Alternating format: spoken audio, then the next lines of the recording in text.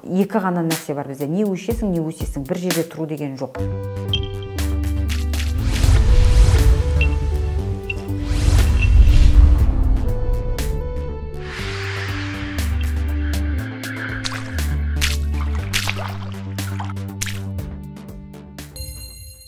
Сәлеметсіздер ме, менің құрметті, тұрақты оқырмандарым. Сіздердің сауалдарыңызға жауап беру арқылы әр аптада осы әлеуметтік желіге, соның ішінде YouTube'қа біздер осындай видеолар дайындап жүрміз. Сондықтан бізбен бірге болғандарыңызға рахмет, жолдаған сұрақтарыңызға рахмет. Біз әрдайым жауап беруге дайынбыз. Бүгін енді сол сұрақтарға қатысты келесі біздің алған тақырыбымыз бұл жан-жақты өсу. Жалпы адам баласы жан-жақты өсуіміз керек. Бұл дегеніміз, яғни рухани үнемі білім алып даму үстінде болуымыз керек. Тепе-теңдікті ұстап тұру керек. Отбасында, қоршаған ортамызда да. Яғни бұны жалпақ тілмен түсіндірген кезде мен сіздерге мынандай бір құпиямен бөліскім келеді. Яғни аламыздағы сұрақтарға жауап береміз.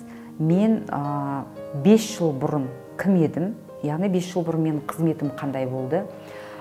Бүгінгі таңда қандай дәрежеге өстім? Менің қаржым қандай еді? Менің достарым кім еді? Менің отбасымда қанша едім? Қалай едім? Қызметте, яғни осының барлығына денсаулығым түгел жауап беріңіз. Соған жауап берген кезде көпшілігіміздікі сол бір қалыпты. Яғни мен 5 жыл бұрын 70 мың айлық алсам, әлі күнге дейін сол 70 мың айлықпен келе жатыр екенмін.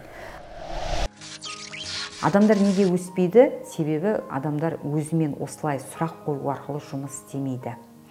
Яғни сіз өзіңізге осылай сұрақ қоятын болсаңыз, неге мен 5 жыл бойы 70 мың айлықпен отырмын? Қазіргі таңда, мен ойлаймын, дәл қазіргі таңда кім қанша айлық алады, ол сонша тұрады. Яғни қазіргі таңда біреудің ақысын біреу жемейді, және біреуді біреу алдай алмайды. Ең бастысы, дәл қазіргі заманда бұрынғыдай туыстың, құданың, жекжаттың балаларын жұмысқа алмайды.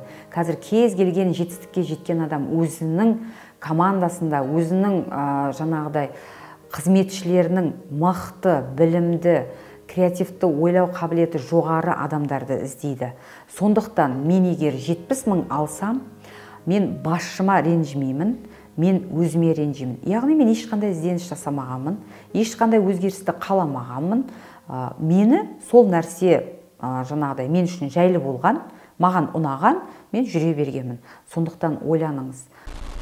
Мысалға, әйел адамдардың көбінесе жас келген сайын ештеңеге қарамай өзін өзі тастап жіберіп жатамыз. Сондықтан осының барлығы сіздің өміріңізде өте маңызды рөл атқарады. Сол нәрсеге бүгіннен бастап арнайы көңіл бөліңіздер, уақыт бөліңіздер. Отбасы мәселесінде де менің үйім қандай еді 5 жыл бұрын? Не алдым, не істедім, не өзгеріс болды? Семьямда толығу болды ма? Неге толықпай жатыр? Неге жаңа үлкеймей жатырмыз? Осы сұрақтардың бәріне жиі жауап беріңіз. Қазіргі таңда мұндай сұраққа өз басым әрбір 3 айда жауап беріп отырамын. 3 ай бұрын мен қандай жақсы іс бітірдім? Өстім ба, өспедім ба? Егер мен 3 ай бұрын 3 миллион тауып отырып, әлі де 3 миллион тауып отырсам, мен өсіп жатқан жоқ, мен өшіп жатырмын. Екі ғана нәрсе бар бізде. Не өшесің, не өсесің. Бір жерде тұру деген жоқ. Яғни мен 3 ай бұрын 3 миллион теңге таба алатын болсам, мен қазіргі таңда оған жоқ дегенде 300 мың, 500 мың, 1 миллион теңге қосуым керек. Яғни 3 миллион тапқан адам тағы да миллионды таба алады.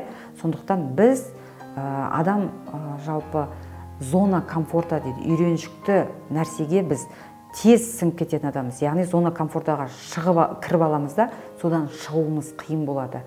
70 мың айлығы бар адам бір қалыпты өмір сүруден шаршамайды, жалықпайды. Неге? Ол миын жұмыс істеткісі келмейді. Мен бұны сенімді түрде айта аламын, себебі менің онлайн сабағыма келген кісілердің арасында, әсіресе қыз келіншектердің арасында сонау 5 жыл деймін, 15 жыл бойы бір жұмысты істеп, 15 жыл бойы тек қана өкіметтің жаңағыдай бір айлық жалаққа қосқан, бір жылдағы 2 жылда бір қосқан айлығынан басқа көтерілмеген қаншама қыз келіншектер жүр. Олардың барлығы қазір осы сұрақтарға жауап берген кезде оның миында деген кәдімгідей жарылыс болып, олар іздеп қаншама уақыттар босқа өткенін түсініп өте көптеген өзгерістер жасауда. Сондықтан сіздер қазіргі таңда сізде онлайн сабаққа, я болмаса тағы басқа бір тренингке баруға мүмкіндік жоқ па? Тек осы сұрақтарға жауап беріп ойланыңыз. Сіз жауап беріңіз. Ол сұрақтың жауабын біреуден іздемеңіз, біреуден сұрамаңыз, өзіңіз жауап беріңіз. Себебі сіздің өмірдегі нәрсеге сізден артық ешкім жауап бере алмайды. Міндетті түрде жауабын табасыз, және міндетті түрде сол жауаппенен жұмыс істейтін болсаңыз, ары қарай сіз қандай да бір өзгеріс жасайтын болаңыз. Сондықтан барлықтарыңызға сәттілік тілеймін, және де өмірлеріңіз тек қана жақсы жаққа өзгерсін деп тілеймін. Жетістікке бірге жетейік, бізбен бірге болыңыздар. Көп рахмет.